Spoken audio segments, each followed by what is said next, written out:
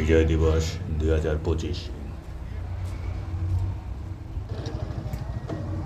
চলে আসলাম চা বিক্রয় প্রদর্শনী কেন্দ্র তেলিয়াপাড়া টি এস্টেট, সাতচুরি জাতীয় উদ্যান, চুনারুঘাট।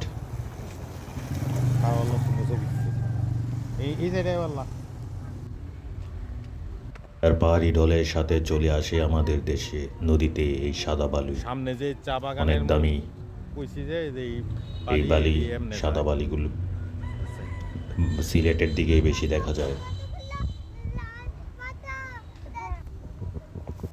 যে এই গেটটি দিয়ে সবার নাম ও ঠিকানা এন্ট্রি করে ভিতরে ঢুকতে হয়। সবার নাম অবশ্য এন্ট্রি করতে হয় না, যেমন আমরা 3 জন গিয়েছি, 4 জন সদস্য। আমি আমার নাম ও ঠিকানা এন্ট্রি করে ফোন নাম্বার দিয়ে ভিতরে ঢুকেছি।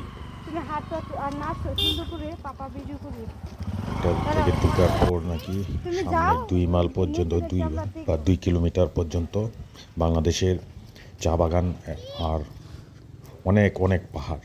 তারপর নাকি আবার ইন্ডিয়ার বড় বড় পাহাড় শুরু হয়। আমাদের হাতে সময় ছিল অনেক কম। আমাদের পরবর্তী গন্তব্য আবার 120 আউলিয়ার মাজার। তাই আমরা খুব অল্প সময় আধা ঘন্টার মতো সময় ব্যয় করে ঘোরাঘুরি করে আবার বেরিয়ে পড়েছি। অবশ্য আফসোস মনে নিয়ে বেরিয়েছি। আপনারা যারা হাতে একদিনের সময় নিয়ে আসবেন তারা দিনের অর্ধেক বেলায় এই এরিয়া দেখে শেষ করতে পারবেন না, এত বড় এরিয়া। চারিদিকে শুধু চা বাগান আর পাহাড় আর চা বাগান। কোন পাহাড় রেখে কোন পাহাড়ে উঠবেন আপনাদের সেটা বুঝে উঠতে পারবেন না। আমার পরিবার, আমার মেয়ে খুবই খুশি হয়েছে এরকম একটা সুন্দর নিরিবিলি পরিবেশে আসতে পেরে। আমাদের ঢোকার আগে আরো কিছু মানুষজন ঢুকছে।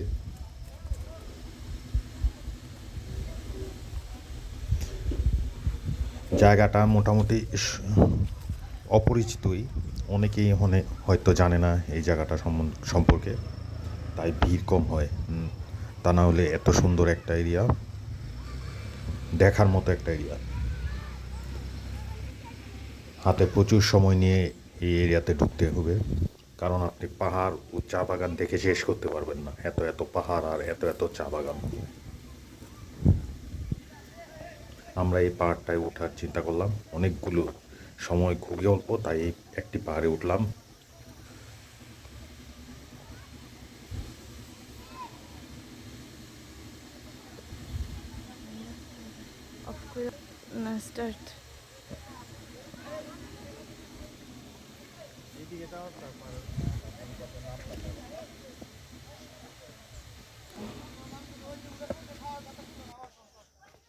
এবার নামি না, নামারটা একটা বন্ধ করে নামারটা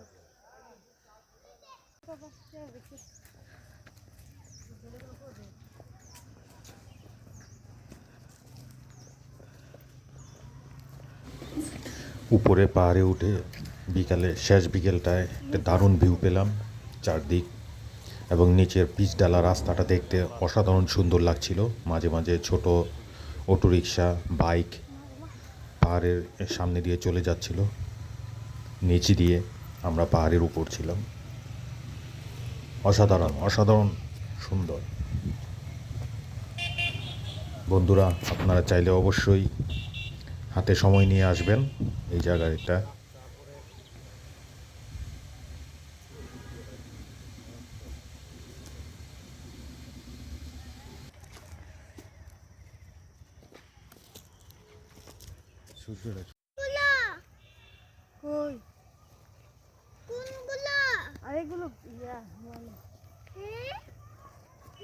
সূর্যের এদিকে গিয়া ছবি আইব।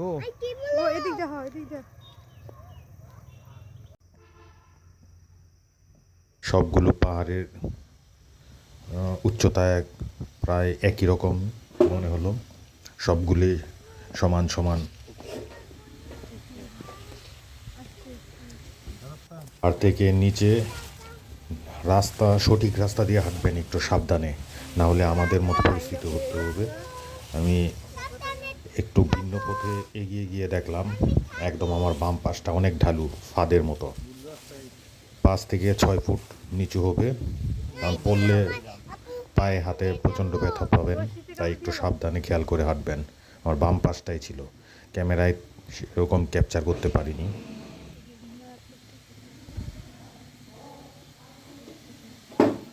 আসো, আসো, দৌড় দাও তাড়াতাড়ি, একটা দৌড় দিয়ে আসো। ভালো লাগলে লাইক ও শেয়ার করে দিবেন বন্ধুরা, ধন্যবাদ।